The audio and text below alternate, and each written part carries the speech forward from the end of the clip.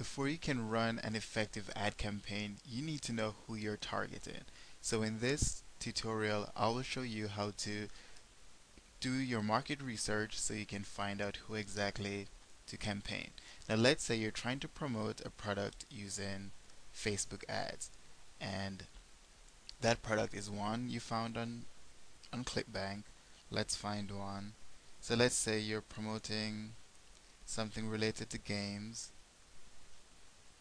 And let's just select this first one. This one is about StarCraft 2.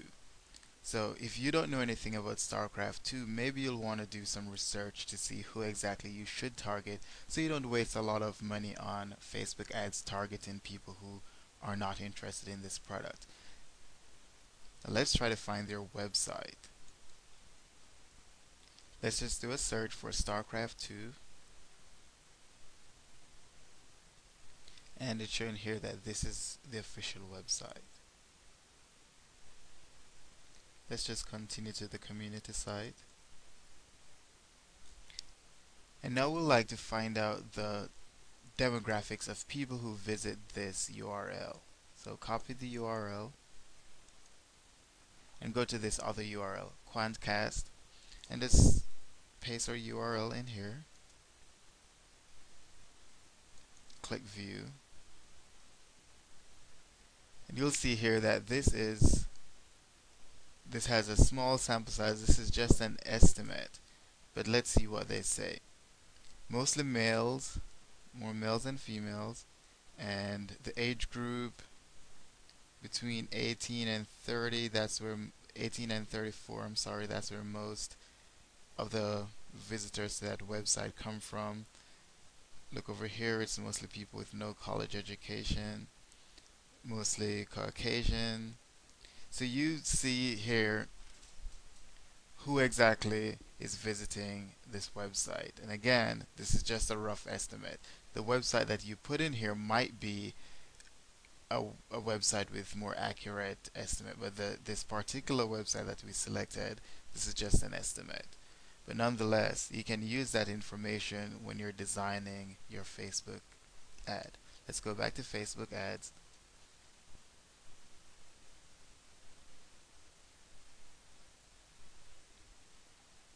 So you see here that we need a destination URL, and that will come from ClickBank account. So let's go back to ClickBank, click Promote.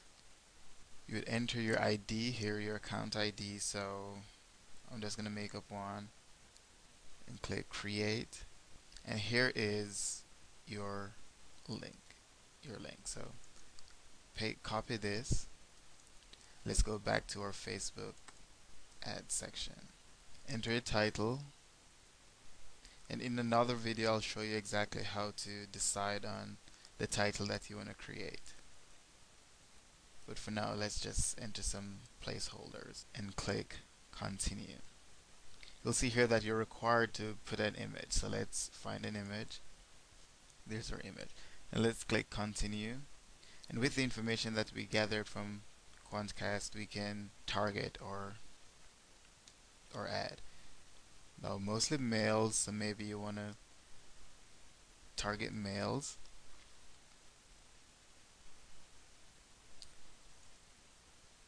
And let's see what age group. Between 18 to 30. It says 18 to 34. So let's go 18 to 34. And that should be it. And because we know that it's StarCraft, let's type in StarCraft here and see how that changes things. So that's estimated to reach 16. And then you can click Continue and go through and just click Continue. And here are the pricing options. So you can choose your currency, can give your campaign a name, and remember that you have campaigns, and within those campaigns you can have individual ads. So you can have one ad campaign that has several different ads within that campaign. So if you're going to market several different video games, you could do one campaign for video games, and within that campaign you could have different ads for different games.